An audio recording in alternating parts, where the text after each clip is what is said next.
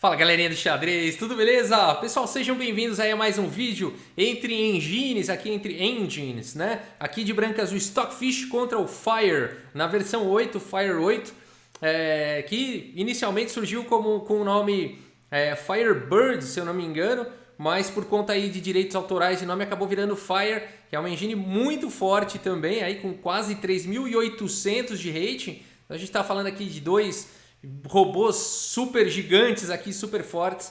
E essas partidas são tão interessantes que eu resolvi criar a playlist aí Duelo de Bots, tá? Então essa playlist aí, Duelo de Bots, onde a gente vai ver frequentemente partidas interessantes aí entre esses maiores robôs da atualidade. Vamos dar uma olhada, Stockfish de brancas abre aqui com D4, o peão da dama.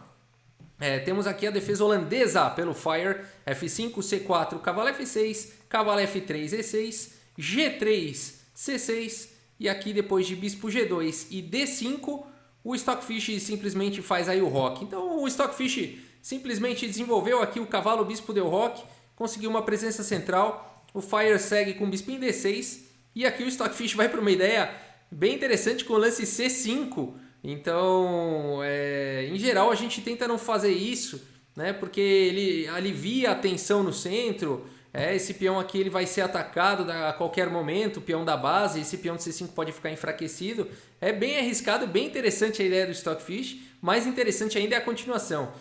Bispo C7, cavalo C3, roque, e aqui dama em A4 pelo Stockfish, cavalo de bem em D7 e agora bispo em F4. Olha que legal esse lance, oferecendo aí, tentando se livrar do bispo mal. O bispo mal é aquele bispo que fica andando nas mesmas casas, que tem peões fixos, né? Nas mesmas casas da cor do bispo, do próprio bispo.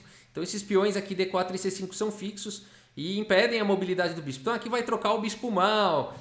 A partida seguiu com o bispo por F4, G por F4. Quem que vai querer jogar essa estrutura com C5 e peão dobrado na coluna F? Só o Stockfish mesmo. A partida seguiu com cavalo em E4, E3, agora torre em F6. Então aqui o Fire vai vir para cima desse rei aqui, desprotegido, H3, torre em H6 e rei em H2. Então o Stockfish conseguiu criar uma fortalezinha aqui, está muito bem defendido por enquanto. A partida continuou com B5, C por B6, aqui não dá para capturar de peão, senão está caindo a torre. Tem que capturar ou de cavalo ou de dama. O Fire prefere capturar aqui com a dama. Dama por B6, o peão de B2 está atacado. E agora torre de F em C1, protegendo aí o cavalo, né? Porque aqui, criando aqui peões envenenados aqui na posição, tanto em F2 quanto em B2. O Fire resolve capturar aqui o peão de F2, prefere não colocar a dama em apuros aqui, dama por B2, poderia colocar as negras em muitos apuros depois de dama aqui por C6, atacando a torre e tudo mais. Então aqui o Fire preferiu simplesmente jogar cavalo por F2. E agora, por que será que o Stockfish entregou esse peão? Será que vai ter compensação? Vamos ver. Uma continuação muito interessante. Primeiro, cavalo em D1. A ideia desse lance é abrir aqui um ataque descoberto sobre o peão de C6, além de atacar o cavalo em F2. E aí você pensa o seguinte, legal, o cavalo volta e aí toma em C6. Nada disso, o Fire segue com cavalo por D1, capturando aí a peça. Agora torre por C6, atacando a dama. E aí você fala, legal, vai tirar a dama e depois captura o cavalo e tá tudo certo, né? Nada disso, o Fire 8 segue aqui com cavalo por B2, atacando a dama agora do Stockfish. O Stockfish faz o lance dama C2 e essa continuação muito bonita porque esse lance dá um duplo. Por incrível que pareça, isso aqui é um duplo, né? Agora ambos, tanto o cavalo quanto o bispo estão atacados aí na posição. A dama não consegue proteger as duas peças. Por enquanto a dama está protegendo o cavalo, mas a dama está atacada. E ela tem que escolher. Se proteger o bispo, desprotege o cavalo, não dá para defender aí as duas peças, né? Aqui um lance, por exemplo, como dama B8. Rafael, dama B8 aí defende todo mundo. É verdade, você tem razão. Mas aí viria a torre B1, simplesmente cravando aí o cavalo. E as brancas estariam melhores nessa continuação, tá? Então a partida seguiu simplesmente com dama D8. O Fire aceita aqui que não vai ficar com uma peça a mais para sempre, mas pelo menos está com um peão a mais, né? Dama por B2 recuperando a peça. Se a gente fizer uma contabilidade rápida aí, as pretas têm um peão a mais. Mas valeu a pena? Será que valeu a pena para o Stockfish sacrificar aí esse peão?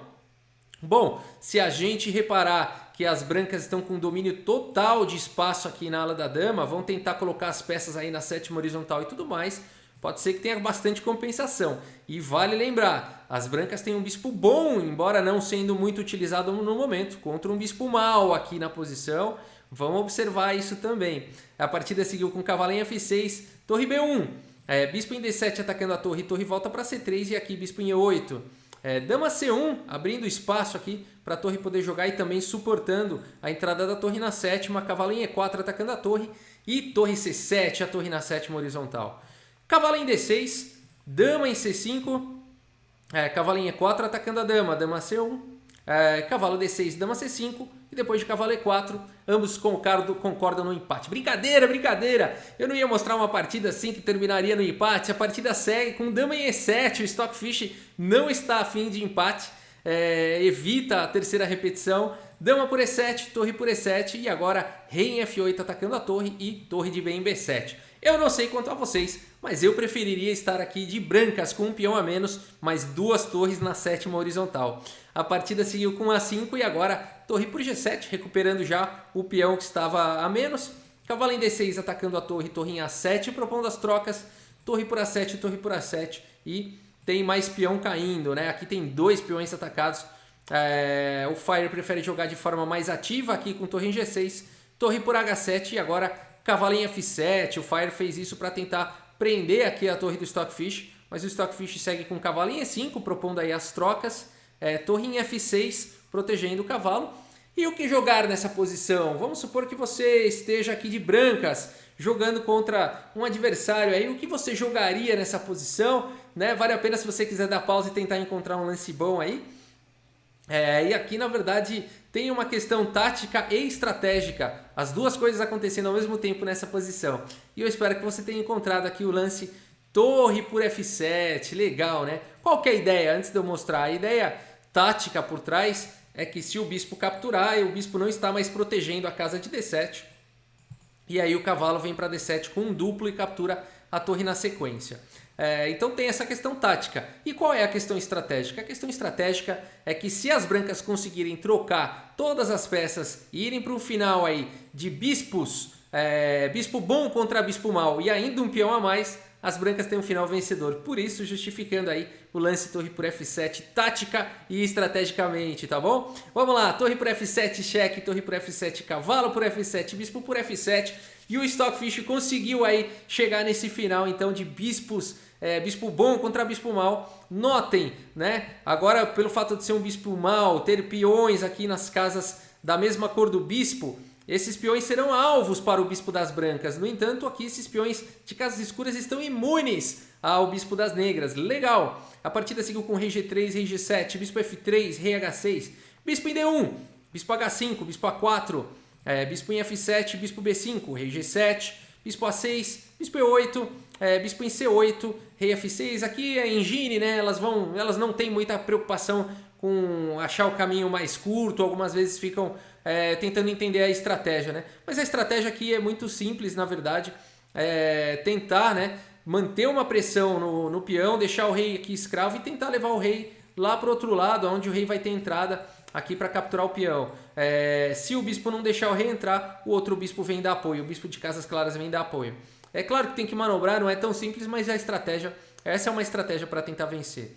Rei em F2, bispo em F7, bispo em A6, bispo em E8, bispo em E2, rei E7 e agora sim, rei E1, rei F6, rei D2, bispo em A4, bispo em D1 propondo as trocas, bispo B5 não permitindo, rei C3, rei E7 e agora rei B3, o rei vai se direcionando aqui para a casa de A3 para poder jogar o bispo em A4.